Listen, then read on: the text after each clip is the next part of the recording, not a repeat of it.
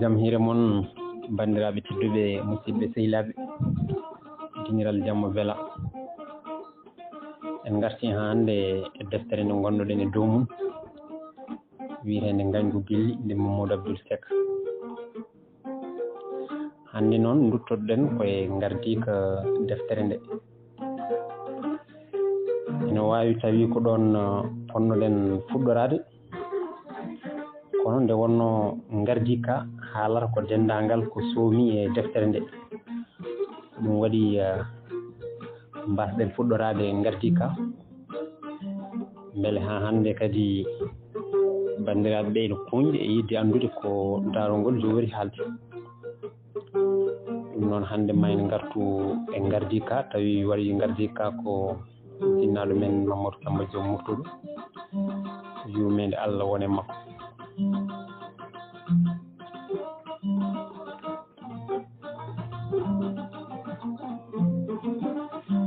joni noon natten ɗo koye natirka deftere nde e jimol Ngañgu giɗli. ñande nogas e ɗiɗi mboy so weeri ko dawol, lelimi on jamma korimi ɗoygol, miijimi ɗum noon windude jimol, tawi goram kalanmi hen tan ko giɗgol. jaltinmi kayit ballimi kuɗol, fuɗɗimi windude lelnumi ginol, tiitonde gilli e hello gadunol, kono ɓooy ƴewtimi tawi ko celol,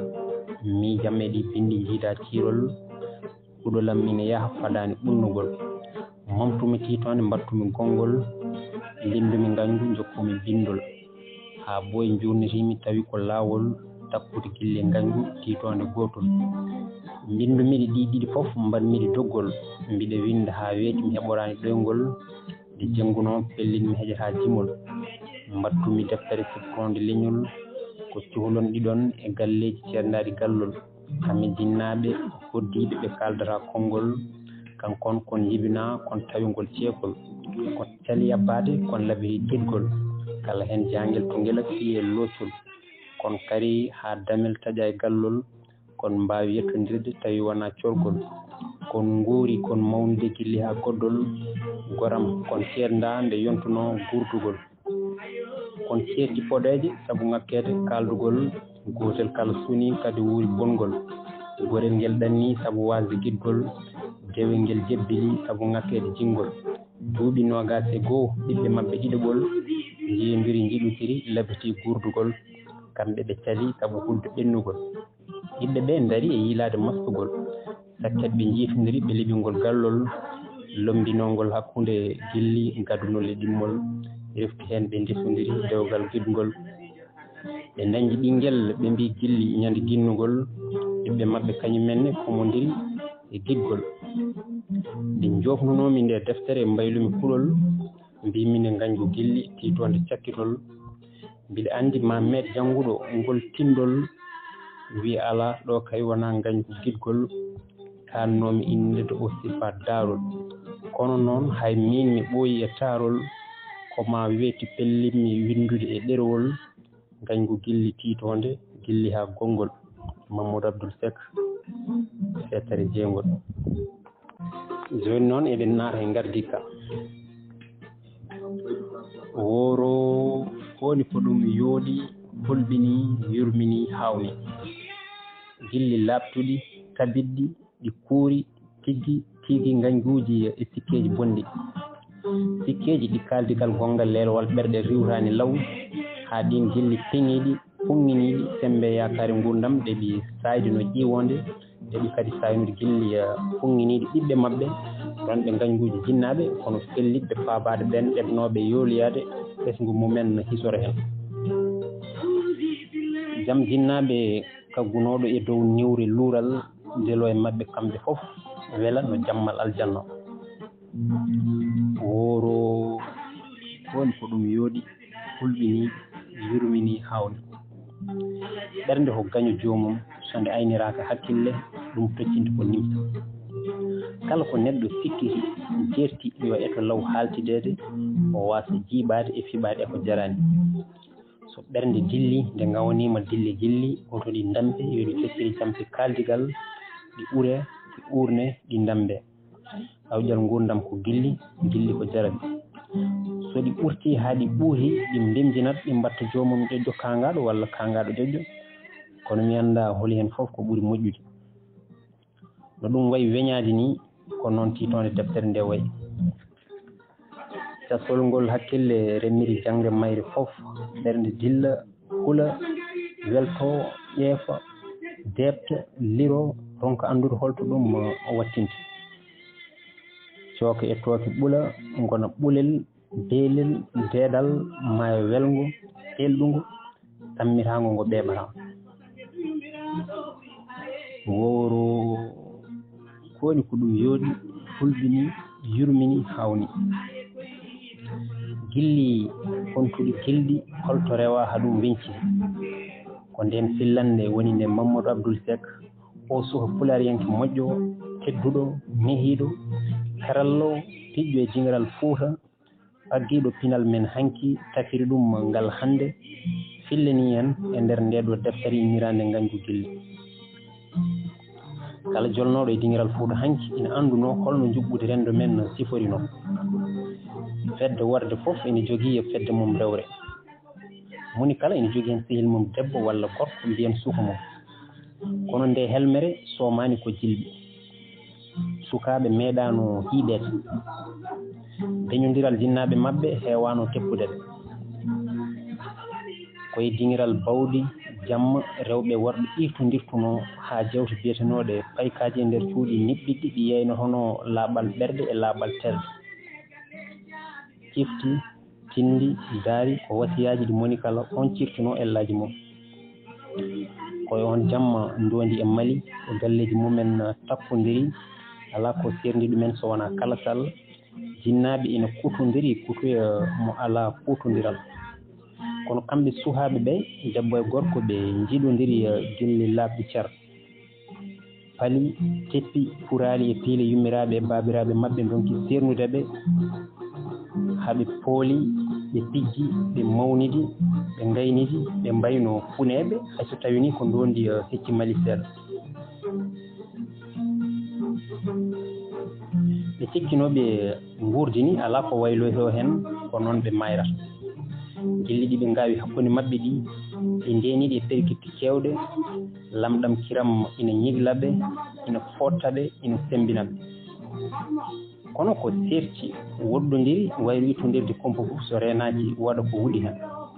sukaɓe ɓe mawni ndondi heɓɓi ɗannade heblanade dañal ngam dewgal kono o haɓɓano tekkel saka Mali ŋabta hunuko saka o ŋabta hunuko o ƴema Mali joɗonomo ɗon o sikkanno tan kono gille mabɓe keewiri ha memlini ni Mali ina wawa muñade ha o arta ɓe dakna hakkude mabɓe o ɗanni himmi pellital e gilli duñimo e muñde e faggade ko natiri ngena tawi o yowitaki hay goto nde makko artude tawi kiɗo makko resama ñalawma mo yettiti wuuro mabɓe omo heppi yitude Mali koye lawol ɓe kawri on ina furtinoye to galle nayejo goto galo o ronki hay haaldude mum o nandi e tekkuɗo jaaɓi rondi ɓokki belemma yakare gonti oƴu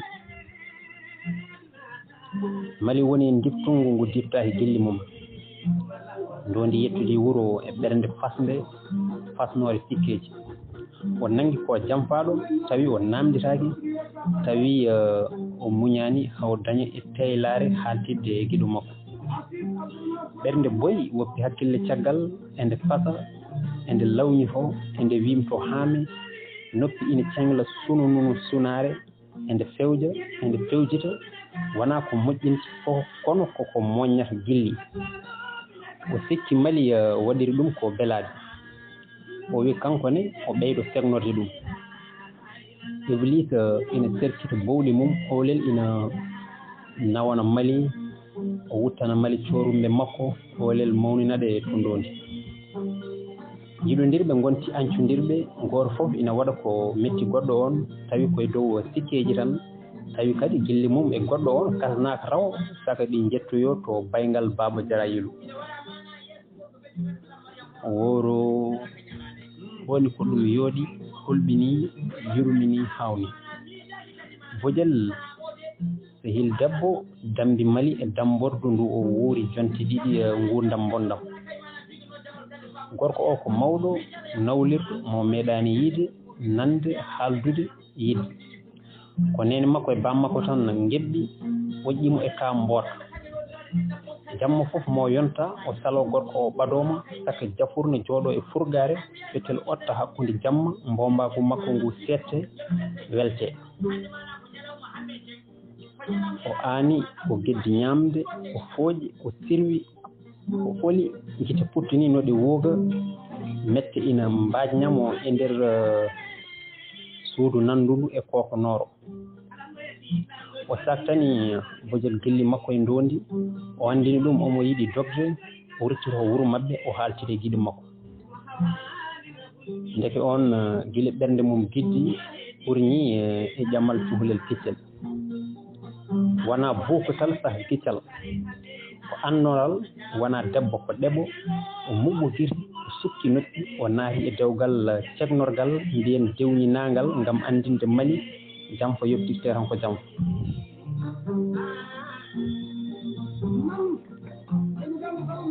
o naati e yange yamminge wange makko no simme dumbowo omo jumpa e weendu mette Mali ina bikkoto e juuɗe mette ey Allah inno gandal ina addittono woro koni ko ɗum yooɗi hulɓini yurmini hawni Mali fawga kini jaɓi feere bojel o ñaagui caggal dambordu makko salminoyde koreji makko tawi hay hunde gorko makko o andanamo ndondine udditani ɓernde mum sehil mum ngeera o ñaagui on yo moftanmo sirru makko hono no Mali wiruno bojel ni Mali heeñi arti wuuro mumen ngam wurtude sara feccere wonki mum o jaɓɓa kono yangue ndondi bettunge mo woya makko no palpiɗo cengalal jaaɓe no kaɓɓaɗo e palal takka e ɓalal ŋerƴira jalal liɓa elal ngam yejjidde nelal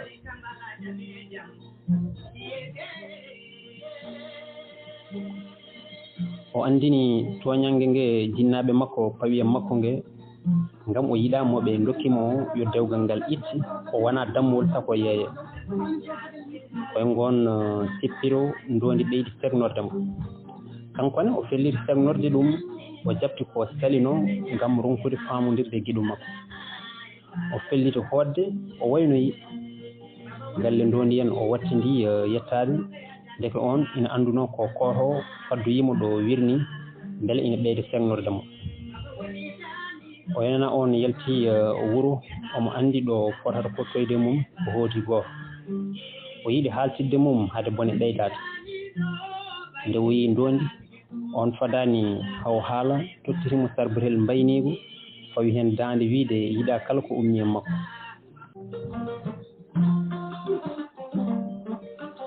Mali hoori jebbili e dewgal ngal aññongal o dañi ɓinguel dewel o inniri Funti joom galle makko rutti e joomum o hoddi ɓi ko wuuro mabɓe ndondi yaltino saari ko ɓooyi o dundoyi e ladde o eti borjinde hoore makko e gueɗe jasɗe ko nandi e sangara ngam yejjidde Mali o majji e ladde ko ina ɓuura duuɓi nogas tawi o anda o heeɓino ɓiɗɗo gorko mbiyeteɗo Hammadi Tinaɗo on woni barka makko e Funti jiɗodiri ha ɓurti ɓe gannoyi risodirde koye on tuma ndondi arti lawñadi werlita jeyga o huli ko heptinoma ko hoto yantude ɓiiko Mali dadi fali hoto jamfa beltinde ɗum o fergide ɓiyum ɓiɗɗo baaba jamfiɗo resata ɓiɗɗo yumma jamfaɗo Mali en ndondi girti bone mumen curkinɗo yidde mumen kono ɓen sukaɓe paami won ɓuure ɓoyde wonde hakkude Mali e ndondi ɓuure worɗude suuɗade nde yiɗaka ande wontude Ngañgu ngal ñiingu gilli mumen ɓe pelliti noddude ndondi ngeera Mali Bojel Baba Sori ndele ɓe kaltide kono no ɗum waɗirani ko pittol bettugol jinnaɓe haaltidde ngam safrude hakkunde mumen ngam ɓen ballitaɓe yettinde gilli maɓɓe e fannu dagingu koye ngun batu ngu mawɗo Sori ardino fenade ɓurta gonga taggita boddi ngañgu tutta tooke futoye guttita niɓɓere ɓuucan fawru rigga lewa lelawal leewi koye ngun batu Mali en dondi pamodiri jafodiri hawri e sankare yummum Mali jokkere en ɗam layi hakkunde galle bamum Barka e yummum Funti jinnaɓe nimsi jamiri dewgal ɓiɓɓe mumen ɓe paami kamɓe boniraɓe ɓe hotoɓe bonnor gilli e ɓesgu maɓɓe dewgal maɓɓe haɓɓa weeli ha nesti mbelendi ndi sikkano ko daña ɓe nimsiti e jumri maɓɓe e sikkeji bonɗi ɗi ɓe lofino gayninɗi gilli maɓɓe kono koko wuurino wurta ko bonno heɓɓira sunare hanki lomtini weltare duumide nde dewgal hakkunde Funti mo funtaka e Hammadi mo hamaka ɓeydi mawninde e sembinde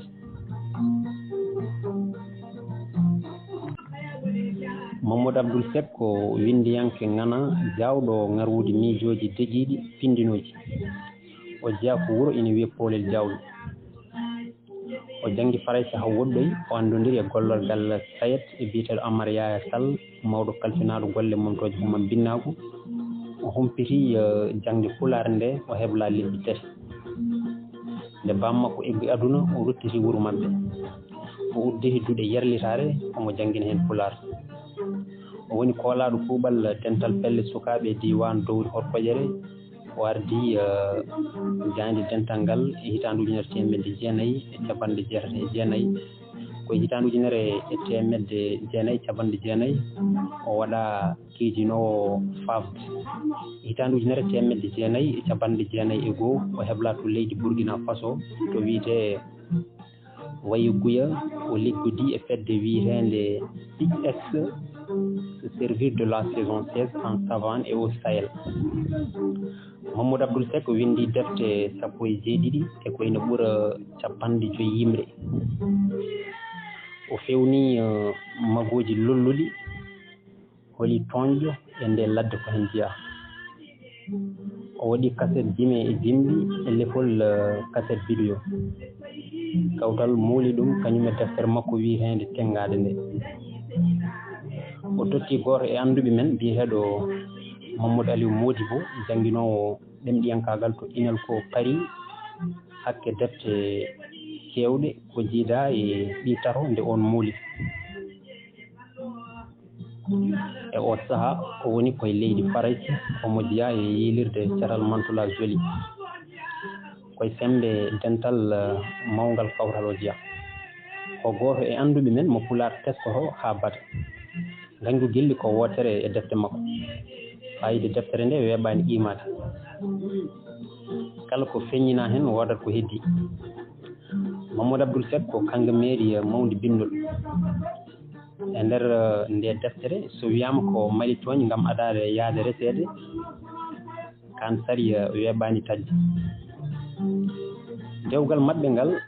hay lelnode wadde ɓuuri wasde wadde mi anda somi faami bundi deftere nde kono an jangowo nde walla an hettiyanke o sa gayni woɓir hakkille sa gayni woɓirde hakkille durnu miijo elle ko pelɓodiral aadaji jontanɗe sifa hen yontande ndondi e nde Mali yontande ndondi e nde Mali ɗe gueɗe mumen kiɗɗuɗe ko jinnaɓe beeleno foof fewjana ɓiɓɓe mumen donda ɗumen tawa ɓen mbawa ɓokkade hayso tawini e ɗum herƴina gardina gurdam yontande sukaɓe ɓe nde Funti e ndi Barka parnori ko kaldigal seggude pinal men ko ñisi ko yaadani e hande joñe ko ina newna gurdam wallita yellitare hande hisne gila dawa dawi ha leydi tagge ko de momte ataman ɓaare seppiri jon tan de sertetake koye maggo caɗele ɓurtete ɓamtare mottere Mammadu Abdul Sek ko ngendi yanki jarlitini ɗum ngendi men e o jamanu hare ɗemɗe gonade ko hono ɗe golle polnata ngal men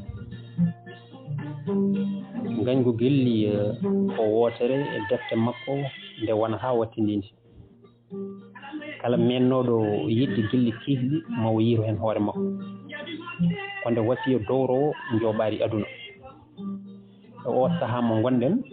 leñol kala ngendi kala daɗirta hisirta ɓamtorto ko ɗemgal mum nde deftere ko ɓeydare jogitari men sinno anduɓe men fof ina paggirtono ɗemɗe mumen nenije mbinde hen tuyoji mumen paccire hen gande mumen tawanno koyen taaɓima taɓal mawgal haala heewi ete balle ngala kala gollal kesal fayodingal jaltugal e dingiral haare men hono Ngañgu giɗli ƴettat yaware tembinto pulariyankoɓe e mbimiyankoɓe aduna ɓe fof